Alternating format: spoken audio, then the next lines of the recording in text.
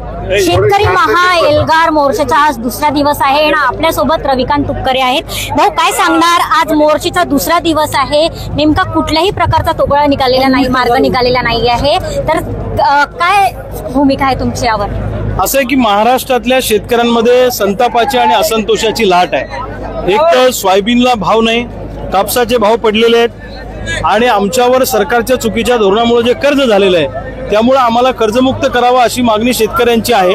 आणि 1 वर्षापूर्वी मुख्यमंत्र्यांनी सांगितलं होतं आम्ही कर्जमुक्त करू, 1 वर्ष उलटून गेलं तरी कर्जमुक्त करायला तयार नाही, म्हणून हजारोच्या संख्येने शेतकरी चक्काजाम आंदोलनाला बसलेले आहेत। 4-5 हायवे या ठिकाणी शेतकऱ्यांनी जाम केलेले आहेत। आता सकारात्मक गोष्ट अशी की सरकार चर्चेला तयार झालंय आणि सरकार पॉझिटिव्हली चर्चा करायला आमच्याशी तयार आहे, हे एक पहिलं सकारात्मक पाऊल आहे। परंतु 4 वाजता 2 मंत्री महोदय या ठिकाणी येणार आहेत सरकारच्या वतीनं चर्चेला, त्यांच्याशी चर्चा करून मग पुढची दिशा त्या ठिकाणी ठरवल्या जाईल। शेतकऱ्यांच्या प्रमुख मागण्या आहेत जसे की हमीभाव, कर्जमाफी आणि 7/12 कोरा, पण सरकार यावर कुठल्या गोष्टीला टाळाटाळ करत आहे? नाही, सरकार निगरगट्टा आहे। मी तर काल सांगितलं की म्हणजे 2-4 मंत्र्यांना हाना, नांदेडच्या तहसीलदाराची गाडी काल परवा दिवशी एका शेतकऱ्यानं फोडली, काल परभणीच्या कलेक्टरची गाडी फोडली, उद्या एखाद्या मंत्र्याची गाडी जरी फोडली शेतकऱ्यांनी तर नवल वाटू देऊ नका, अशी महाराष्ट्रामध्ये परिस्थिती आहे।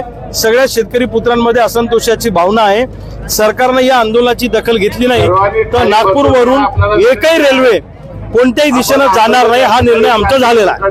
राज्य सरकारचा कॉल आलेला आहे, बैठकीसाठी बोलवलेलं होतं, परंतु कुठल्या प्रकारची तुम्हाला भीती वाटते? नाही, भीतीचं नाही आहे, लक्षात घ्या। एक तर चर्चेला गेला तर आंदोलन पण सुरू राहिलं पाहिजे आणि नाही तर आम्हाला चर्चेला बोलवणार आणि इकडे आंदोलन संपवणार असं झालं नाही पाहिजे। आम्ही युद्धात जिंकलो आणि तहात नाही हारलो पाहिजे, म्हणून आम्ही प्रत्येक पाऊल सावध पद्धतीने टाकतो आहे की चर्चेतून मार्गही निघाला पाहिजे, चर्चाही झाली पाहिजे आणि आंदोलनही सुरू राहिलं पाहिजे आणि शेतकऱ्यांना न्याय मिळाला पाहिजे, अशी आमची भूमिका आहे। त्यामुळे प्रत्येक गोष्ट, ताक सुद्धा आम्ही फुंकून पितोय, त्यामुळं प्रत्येक गोष्ट पावले आम्ही सजगतेने या ठिकाणी जातो आहे। सरकारला आंदोलन मोडून काढायचंय का तर काढायचं आहे, पण सरकार या परिस्थितीमध्ये लाठीचार्ज करू शकत नाही, गोळीबार करू शकत नाही, कारण एकदा लाठीचार्ज केल्यावर महाराष्ट्रात काय झालंय सरकारने बघितलेलं आहे।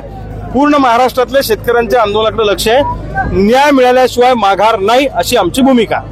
12 वाजताचा टाइम दिलेला होता सरकारला, परंतु आता 1-1:30 वाजत आहे, चर्चेचा विषय सुरू झालेला आहे, परंतु आतापर्यंत सध्याची काहीच भूमिका घेतलेली नाही सरकार। 12 वाजताचा रेल्वे रोकाचा टाइम दिला म्हणून सरकारकडून चर्चेची निमंत्रणं सुरू झालेले आहेत, लक्षात ठेवा।